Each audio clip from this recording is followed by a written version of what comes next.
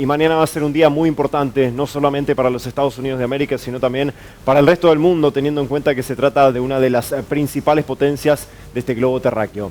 Mañana son las elecciones, el supermartes, entre Donald Trump y Kamala Harris, para ver quién se queda con la presidencia justamente de los Estados Unidos. Y para hablar un poco y calentar un poco más de los motores, que ya están justamente calentados hace ya rato, ¿no? Así en esa parte del mundo, estamos con el licenciado Diego Merlo para analizar un poco la cuestión. Diego, buenas noches, ¿cómo estás? ¿Cómo estás? Un placer, como siempre. Gracias. ¿Todo bien? Sí, señor. Bueno. Bueno, digo, alargando la noche para que arranque. Se bien cuidado, los Estados Unidos cambiaron el horario ayer domingo. Sí. O sea que ya todo se demoró 1 hora más. Tal cual. Costa Este tenemos 2 horas de diferencia y por lo tanto las urnas van a ir cerrando entre 2 y 5 horas más tarde con respecto al horario argentino, ¿no? O sea, las que cerrarán antes cierran a las 8 de la noche, hora argentina, y de allí hasta las 11 de la noche tenemos, y después, bueno, hay algún estado, Hawái y demás, que claro, se demora más todavía, ¿no? Alaska. Alaska, Hawái, exactamente. Así que, bueno, este es un poco la evolución que va a tener el cómo lleguen la información, ¿no? Claro. Diego, sistema de votación de los Estados Unidos, algo que lo veníamos hablando un poco la semana anterior, pero que no lo habíamos profundizado, algo muy importante para entender cómo se vota, porque se vota de manera tan diferente aquí a la República Argentina.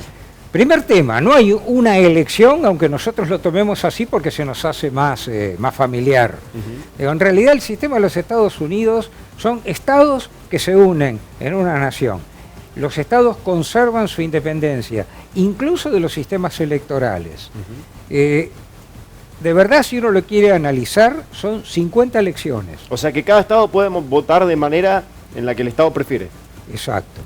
De hecho, ahora después vamos a ver cómo se distribuyen lo que se llamaban los compromisarios, que son los miembros del colegio electoral. La gente no elige al presidente, la gente elige miembros al colegio electoral. Están distribuidos en los estados, o sea, cuántos miembros le tocan a cada estado tiene que ver con la población de cada. El estado que más miembros tiene es California, que bajó de 55 a 54. Le sigue Texas, la Florida, bueno, y Nueva York, ¿no? Claro. Obviamente. Esos son los 4 principales. Digo, los demás se van distribuyendo, cada estado le da todos sus compromisarios, todos sus representantes al partido que gana, así ganen por un solo voto. Lo cual significa en esto sí que hay una infravaloración de las minorías, porque si yo saco 50 votos y vos sacás 49, yo me llevo todos los representantes. Sí. Entonces, este es un tema que hay que ver también con respecto a lo que se llama el voto popular. Cuando uno mira el voto general de la gente, puede ser que en el voto popular, como le pasó a Hillary Clinton, a Al Gore en elecciones anteriores, ganen el voto popular pero pierdan luego en el colegio electoral. O sea que este es una cosa. Hay solamente 2 estados que tienen algún grado de proporcionalidad en entregar los miembros del colegio electoral, que son Wisconsin y se me perdió el otro. Digo, pero es escaso, o sea, distribuyen 2 miembros en forma proporcional y los otros se los dan al ganador. Claro. Después, en líneas generales, todos los otros, los 48 estados restantes, el ganador se lleva todo. O sea, es lo que se llamaría un sistema de lista completa. Claro. Ahora digo, una gran participación a priori de lo que fueron estas elecciones. Estados Unidos te permite, o la gran mayoría de los estados, te permite votar de manera anticipada.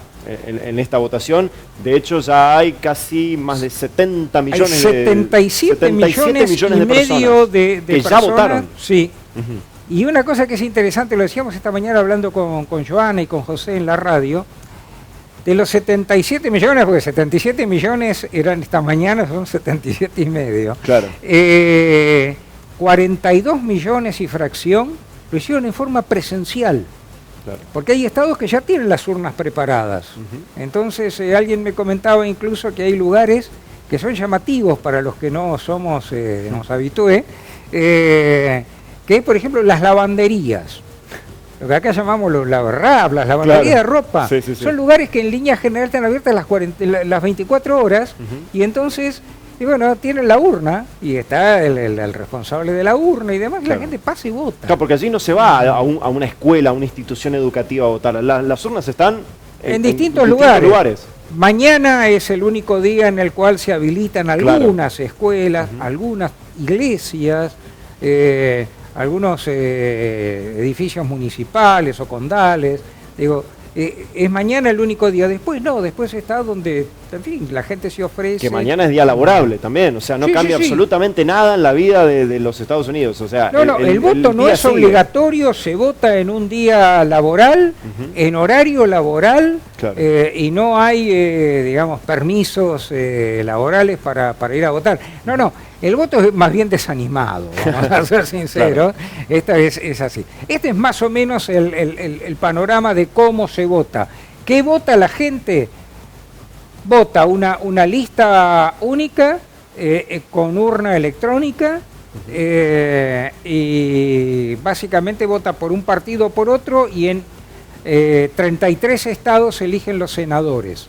Los senadores sí son electos en forma directa por la gente, por lo tanto puede haber un senador de un partido y otro senador del partido opuesto. Este es más o menos el planteo. En cuanto a las encuestas que hay, hoy las encuestas... Eso justo te iba a preguntar eso, Diego. Mira, ¿qué se percibe? ¿Qué se está rumboso el tema de las encuestas, que ahora voy a decir algo porque, bueno... ¿Le pegarán esta vez? Porque le ven errando tanto. El problema está en que las metodologías de medición de las preferencias electorales siempre se hicieron sobre variables demográficas. Traduzco. Esto quiere decir que cuando yo quería saber si un señor iba a votar a fulano o a mengano, en realidad yo me fijaba qué nivel de estudios tenía, qué nivel de ingresos tenía, en qué barrio vivía, a qué raza pertenecía, a qué religión profesaba.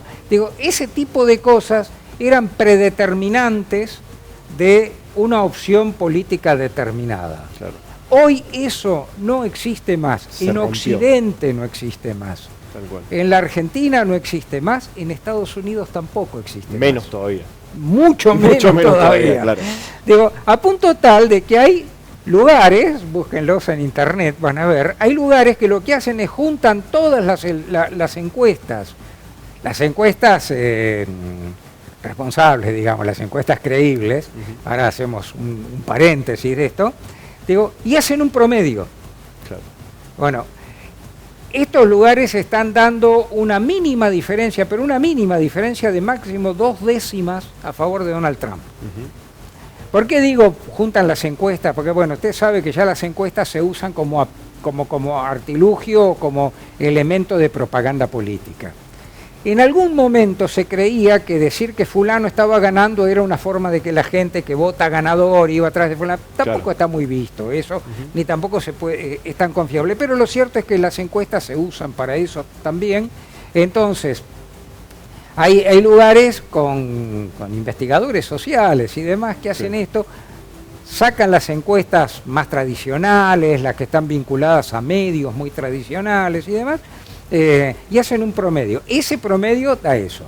Después las encuestas más populosas le están dando entre 1 y 2 puntos de ventaja a Donald Trump. Claro. Ahora, Diego, recién estábamos hablando de el horario de cierre de votación para nuestro horario argentino, 8 de la noche, según en qué parte en la costa este exactamente, cerca de las 11 o más de la noche en la costa oeste de los Estados Unidos. Digo, ¿en qué tiempo se puede previsorar, digamos, un resultado para nuestro horario? ¿Vamos a tener que esperar hasta la madrugada, hasta la mañana siguiente? Miren, en general el horario lo acorta y nos hace la tarea un poco más sencilla las grandes cadenas noticiosas de los Estados Unidos. Digo, sea Fox, sea ABC News, sea la CNN, digo, ellos tienen mecanismos de boca de urna y mecanismos de testeo previo, y aparte de los propios fiscales, digamos, ¿no? Allá son los observadores de los partidos, que le van pasando datos y con eso van haciendo, ustedes van a ver en CNN, van a decir cálculo de CNN, claro, ¿no? cálculo propio, digamos. Sí. Hay cálculos previos, yo calculo que poco después de la medianoche, digamos, vamos a estar entre la 1 y las 2 de la mañana, vamos a tener una previsión. Si bien va a ser una elección muy cerrada, según lo que se prevé, cuando gana George Bush, por ejemplo, se tardó 2 días en llegar, que es cuando al final en el estado de Florida falla la corte estatal, Claro, y le da por ganador a George Bush hijo, ¿no? Hijo, claro. Que le gana a Al Gore. Bueno, puede llegar a pasar una cosa de estas, o sea que la elección va a ser, digamos, dramáticamente cerrada. Y por supuesto, viendo que fue una campaña tan hostil, es factible que lluevan acciones psicológicas en uno y otro lado, ¿no? Creo que este es básicamente el tema. En cuanto a los benditos estados swinger, que hablábamos el otro día, que son los famosos 7 estados pendulares, donde en líneas generales van cambiando de un partido a otro según las elecciones, hay sí un detalle que es interesante. Donald Trump hace su campaña profundizando la promesa entre el cúmulo de cosas que se dijeron, que no nos vamos a hacer eco porque no tiene sentido. Luego dice, ¿por qué las campañas son tan agresivas? Porque en realidad se le da más difusión a las agresiones que a las propuestas. Claro. Si le diésemos más difusión a las propuestas que a las agresiones... Algo que lamentablemente está pasando acá también. Exactamente, en todo el país, ¿no? En todo Occidente está pasando esto. Hay un estudio en Alemania que es interesantísimo, porque bueno, los alemanes son muy precavidos, porque esto ya le pasó a los alemanes, y le pasó casualmente en el prolegómeno de la llegada de Hitler. Entonces, nada más ni nada menos. Digo, algo aprendieron de su propia historia, pero digo, lo que más promete Donald Trump es el tema de la recuperación de la industria. ¿No? Esto pesa muchísimo en las clases medias y clases medias bajas y en las clases obreras de los Estados Unidos, porque bueno, promete volver a traer las industrias que están relocalizadas sobre todo en México y en China y en otros países del sudeste asiático, volverlas a traer a los Estados Unidos, lo cual va a generar muchos más puestos de trabajo, va a sostener la empleabilidad, va a aumentar el salario, etcétera. Sin embargo, de estos 7 estados que decimos que son pendulares, en 5 estaría ganando Donald Trump, pero en los 2 estados que están incluidos en el gran polo industrial, que es lo que llamábamos el cinturón de acero, y ahora le dicen el cinturón del óxido, ¿no? Oxidado, claro. Oxidado, en esos 2 estados estaría ganando Kamala Harris. Claro. Son, en fin, grandes incógnitas que van quedando, y sí lo que queda para hablar después en algún momento es el tema de por qué tanta hostilidad en una propuesta política y por qué la política perdió su entidad. Voy a decirlo una vez más. La política es una relación social que básicamente se nutre de conflictos y produce consensos. O sea, la política consume conflictos y produce consensos. En este caso, en realidad, la política toma los consensos y los transforma en conflictos. ¿No? Entonces lo estamos haciendo al revés y esto puede llegar a ser problemático. Ahí estamos viendo casualmente las expectativas en los 7 estados pendulares, que son los que... ¿Qué están mirando los norteamericanos, que son en definitiva los que votan? Si bien todo Occidente quiere mirarlo según su propia camisa, ¿no? Claro. Europa lo mira según sus intereses, Asia lo mira según sus intereses y América ni hablar, y en Argentina sabemos que, bueno, es así, ¿no? Claro. Ellos estornudan, nosotros nos resfriamos. Pero digo, los Estados Unidos en realidad están mirando 2 cosas. Las clases medias y bajas están mirando la situación económica, preocupados por salario, empleo, este bendito tema del regreso de las grandes empresas y un problema que el norteamericano medio hoy lo padece, que es la inflación. Claro, no tienen estas inflaciones padre que tenemos nosotros, pero tienen inflaciones que para ellos son muy significativas. Claro. Y una inflación de 4 o 5 puntos anual para ellos es una pérdida salarial en la suma de 2 años, de 3 años, que hace mucho al salario básico. Totalmente. Este es el tema de qué están mirando. ¿Qué está mirando el resto de los Estados Unidos y en qué está, digamos, las grandes diferencias? en los grandes problemas que enfrentan el mundo, los Estados Unidos, por la transformación de Occidente. Claro. Y seguramente de qué pasa en la elección de mañana, vamos a tener perspectivas de qué va a pasar con la guerra de Ucrania, Sí. con la relación con Rusia, con el vínculo con la OTAN. Digo, Donald Trump dice algo, y lo sostiene desde antes, que dice, la OTAN se abusa de los Estados Unidos. Claro. Nos hicieron entrar en una guerra para protegerles su estado, su situación, y nosotros la tenemos que pagar, ¿no? Hay que ver qué va a pasar también con la relación con China después de Y ahí está, ese es el cuarto, Exacto. y es el cuarto punto, y es la frutilla del postre. Digo, el gran problema hoy de los Estados Unidos es no perder con China. ¿Qué tiene con China? Una competencia científico-tecnológica. Sí. Eso es lo básico. Que ha perdido mucho terreno en estos últimos años. Y ahí está el tema. Diego. Esto es más o menos lo que va. Perfecto. Lo que va. Diego, gracias, como No, siempre, por favor. un placer. Y mañana vamos a estar más que atentos y transmisión, por supuesto, especial de Noticiero 9 con todo lo que pase en las elecciones.